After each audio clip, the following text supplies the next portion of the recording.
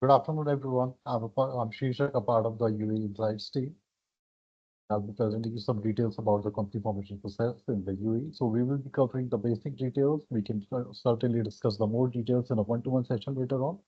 But before we move over to the session, I'll just like to highlight. So we are sitting on 9th of October today, and just yesterday, there was a major release by the Global Sovereign Fund, which rated the new sovereign wealth funds of all the cities all over the world.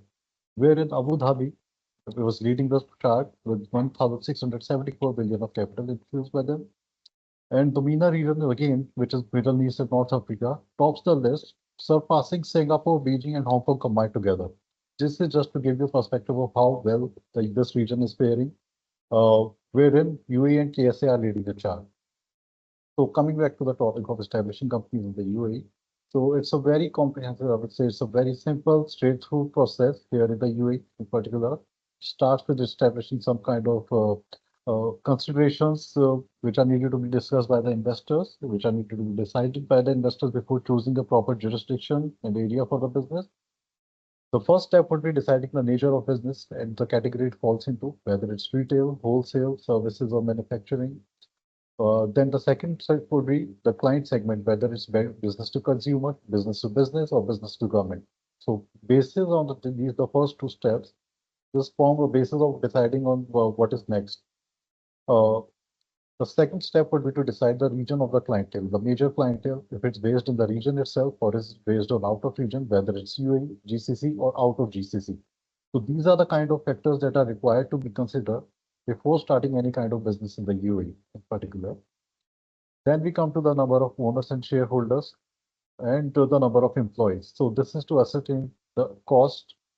Can we please move the previous slide, please? So this is to ascertain the costs involved in different jurisdictions. Yeah, so to give you a brief idea of a better understanding of what would be the most appropriate jurisdiction in this region.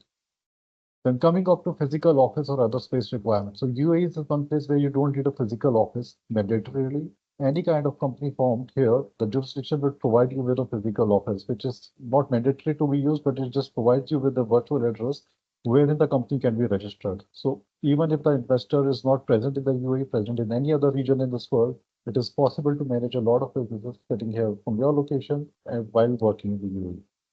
That also means that for any kind of businesses, you can be present in any part of the world. You might have your online clients anywhere in this part of the world, or you may have an e-commerce solution or services in any part of the world, but you can avail the benefit of the discount of taxation systems in the UAE. Then we come to the expected revenue and the actual reason for starting and expanding to the UAE. So this is also one of the major considerations that is to be decided before starting a company here in the UAE.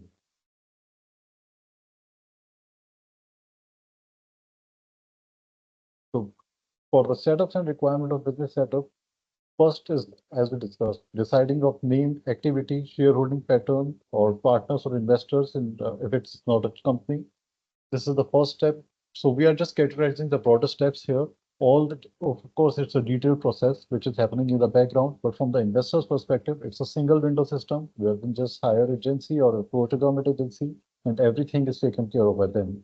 So we come as a, a single point of contact wherein, based on the above points, when it's decided, we can proceed towards taking the steps ahead with the authorities here, where we will be the single point of contact and everything will be happening in the background. So of course there will be a lot of process happening behind, but from the investor's perspective there, it will be a straight through process where they just come with the information and the required documents and everything else is taken care of.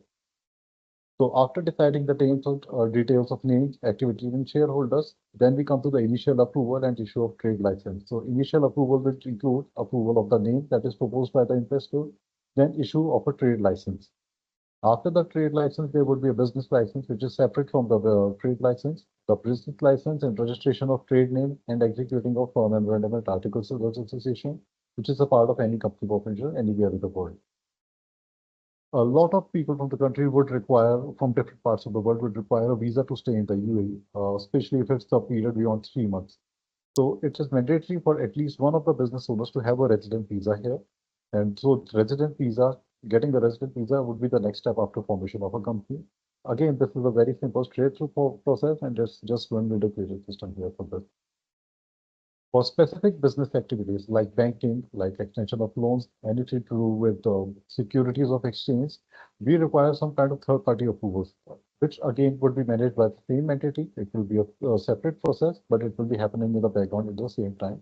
Of course, the timelines for company formation in this case would differ a bit, but we would say 95% of the businesses do not actually require a third-party approval because the terms for these third-party approvals are very specific to some kind of industries which are actually regulated by some external agencies of the country. Uh, Pursuant, succeeding the specification of business activities and getting the resident visa, there would be opening of bank account in WPS. So UAE was there in the grey list of the FATCA for a long period of time, almost 2 years, but it was just in this February of 2024 that UAE exited this FATCA list, and now it is recognized as one of the 20 economies of the world. So there are certain regulations and requirements while opening a bank account here in this region, and it requires a lot of information and compliances to be followed. WPS is a wage protection system. Again, this is a separate kind of bank account which is used for paying wages to any employees in this region. So this will be the last step before the company is ready to go and start its business here. So coming back to the first and third point. So first 3 points here are can be done completed without even the physical presence of the business owners. They're all online. They're all done online with video verifications and digital verifications of everything. For the resident visa and the other activities, it is required by the law to be present here in the UAE. But having said that, almost 70% of the time can be saved while sitting in your home country, doing the initial formalities, and it's only during the visa process that you need to be actually present in the region.